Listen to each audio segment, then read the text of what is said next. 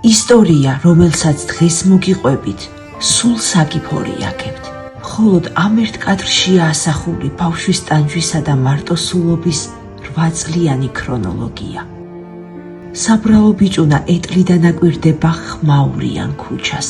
ამ ქუჩაზე გაზაფხული წელსაც ყველა ბავშვისთვის მოვიდა, გარდა ერთი ბიჭუნასი, რომელსაც გაბრიელი ჰქვია. შეხედეთ, მისი თანატორები შეიკრიბდნენ და მოედანზე მიდიან სათამაშოდ. გაბრიელი კი მათ შორიდან გახურებს. მისი თანატოლი ქარივით დაჰქრის. გაბრიელს კი მიწაზე ნაბიჯის გადადგმაც კი არ შეუძლია. ამ პატარა ანგელოზმა სიცოცხლისთვის ბრძოლა ჯერ კიდევ დაბადების სამიდან დაიწყო. ის მხოლოდ 3 დღის დაბადებული იყო, როდესაც ოპერაცია ჩაუტარდა.